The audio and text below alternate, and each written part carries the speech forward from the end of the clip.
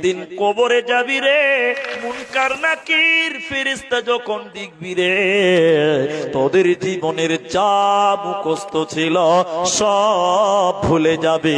অতএব কবরে মুখস্থ দিয়ে কোনো কাজে লাগবে না।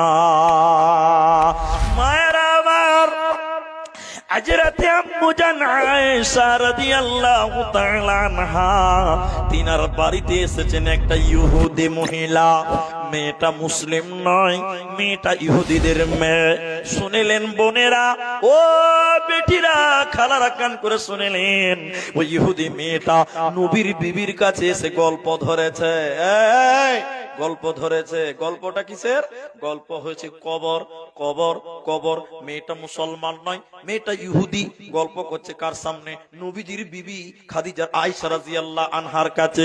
কবরের গল্প করতে করতে ইহুদি মেয়েটা শেষের বেলায় বলছে, আয়েশা রে, আল্লাহ যেন আপনাকে কবরের আযাব থেকে মাফ করে দেয়।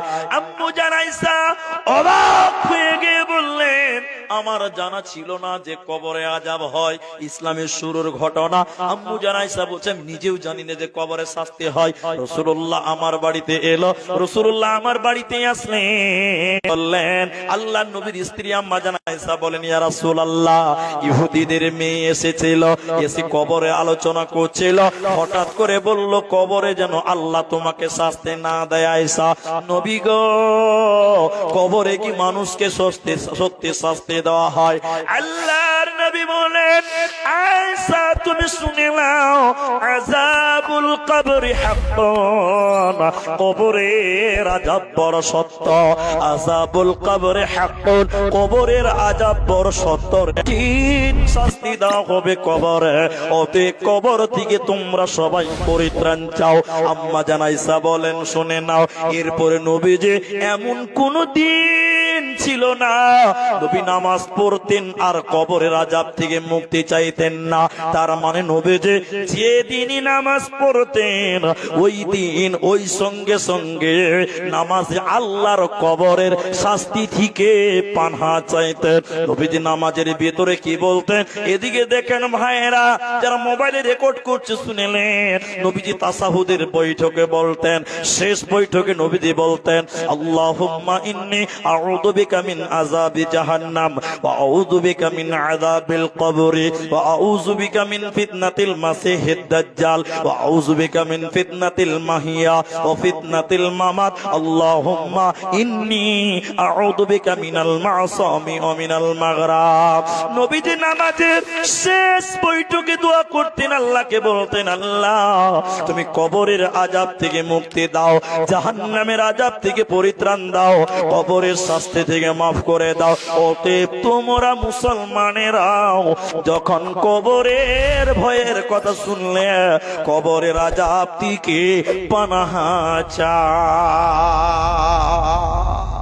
তখন আসমান থেকে একজন বলে, ওই একজন মানে আল্লাহ। আসমান থেকে আল্লাহ বলেন, আমার বান্দা সত্য বলেছে, আমার বান্দা সত্য বলেছে। ফেরেশতারা তার কবরে জান্নাতের বিছানা বিছিয়ে দাও। সুবহানাল্লাহ বলুন না। শুধু তাই নয়, আল্লাহ তখন বলবে, আমার বান্দা ঠিক বলেছে, ওর গায়ে জান্নাতের পোশাক পরিয়ে দাও।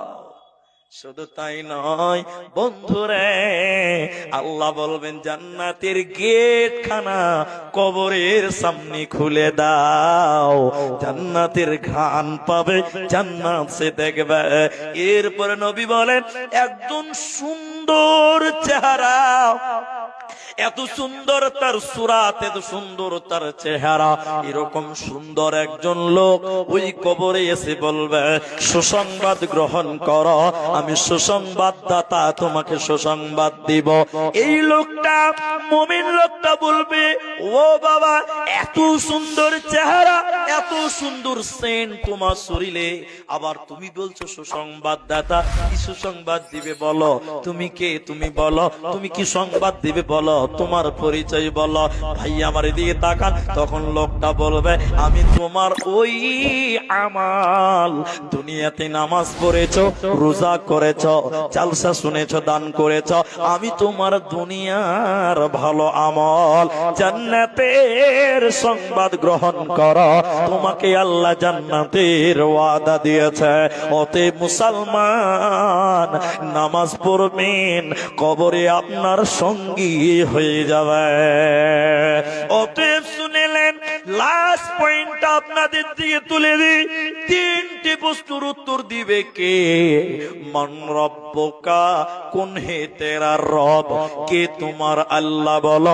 যে লোকটা আল্লাহকে আল্লাহ বলে মানবে, এটা আমার কথা নয়, কোরআন, যে লোকটা আল্লাহকে আল্লাহ বলে মানবে, ইন্নাল্লাযীনা ক্বালু রাব্বুনাল্লাহ, আল্লাহ তাবারাকা ওয়া তাআলা বলেন, নিশ্চয়ই যারা আমি আল্লাহকে আল্লাহ বলে মেনেছিল, সুম্মাস্তাকামু, এর উপরে যারা অবিচল থেকেছিল, তাতানাজ্জালু আলাইহিমুল মালাইকা, যখন তাদের কাছে ফেরেশতা আসবে রে, এসে বলবে আল্লাহ তাখাফু, তুমি ভয় খেও না, ওয়ালা তাহজানু, দুশ্চিন্তা করিও না, ওয়া আবশিরু, সুসংবাদ গ্রহণ করো, বিল জান্নাতিল্লাতী, জান্নাতের সংবাদ গ্রহণ করো, যেটার ব্যাপারে তোমাদেরকে ওয়াদা দেওয়া হয়েছিল।